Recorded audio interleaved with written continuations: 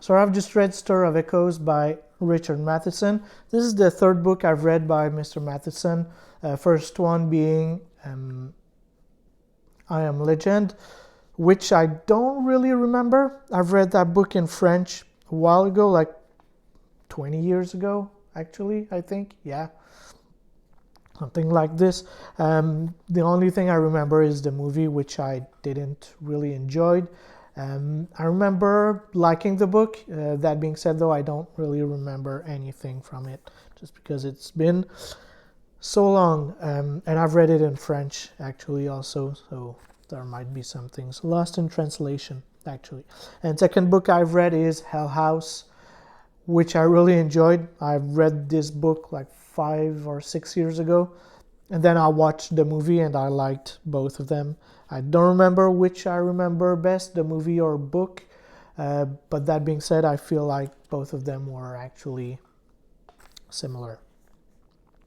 And this book here, Stir of Echoes, kind of has the same tropes as in Hell House, so it's about mediums and ghosts. Essentially, here the main character is experiencing some supernatural things, and nobody believes him or react in a weird way to what the main character is experiencing.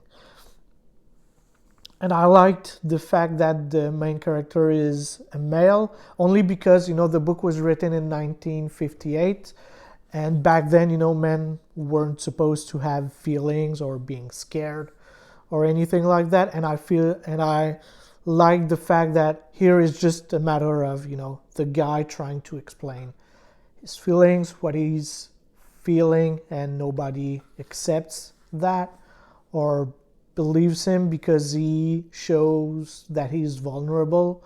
And I really enjoyed all of that. I feel like that the book was kind of trying to break that macho stereotype, of the man being this strong figure, but here he's helpless and he's asking for help, essentially. So story-wise, it's a story about a guy that starts to experience supernatural things after being hypnotized by his brother-in-law. So the main character's name is Tom. He's the narrator of the story, and we see everything from his perspective. So everything he's experiencing, we get to feel it firsthand. I really connected to the character, mainly maybe because I'm a man also, or whatever. Him being a parent also, I really enjoyed. I feel like this character was believable. In a lot of horror story, the characters sometimes are not truly believable. You're like, if I would have been in that situation, I would have run or something. And this is what the guy does here. And yeah, I really enjoyed that. Him being truly scared and not able to face his fears. This is something that I very enjoyed in the book. So yeah, he's becoming more and more of a medium. So that's where I said that it had similar trope than in Hell House, because here it's once again about a medium and he's seeing a ghost essentially, and he's trying to figure out what that ghost want essentially. So I really enjoyed the fact that the monsters here are not really the ghosts, not like in Hell House. Here the monsters are human beings, and at first we see this neighborhood and it's almost like this perfect little neighborhood where all neighbors are friends with each other and everything on the surface is kind of clean and everything looks good. But when you dig a bit deeper, you see the ugliness of the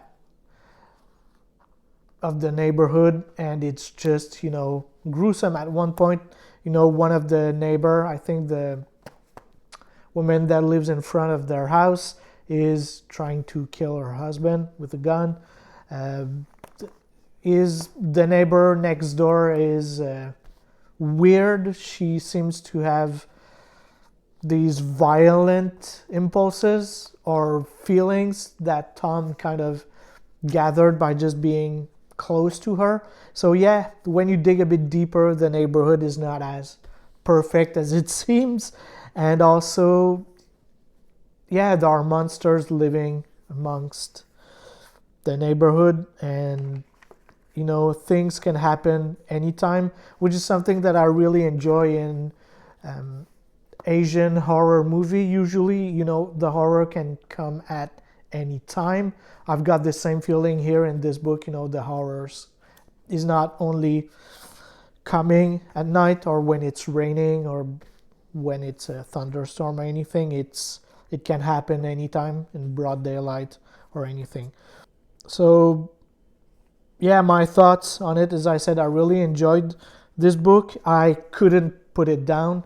This is my favorite book so far by Mr. Matheson.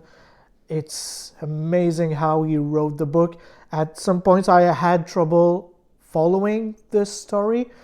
Just one of two times throughout the book, mainly because we're in the thoughts of the main character, and it makes sense that his thoughts kind of jumps, you know, from time to time or move backwards or anything. And it's just, I really enjoyed that, you know, these points I was just like, but when are we, or something like this, but it makes sense because we're in his mind, and it makes sense, these jumps into time, actually. I liked the fact also that the monsters are people in here, and they are not the ghosts or devil, evil being or whatever. I really enjoyed that it was people that were able to commit such violent acts, and they're the villains in that book. This is something that I really liked. And I liked also the fact that here the ghost is someone. Also, it's not just remembrance, a souvenir of somebody. She's an actual person that has feeling and is scared and can be wrong. I really enjoyed that from this book. So yeah, I just finished reading the book. These were my thoughts on the book. You know, I finished like 2 minutes ago or something. Not 2 minutes ago, really, like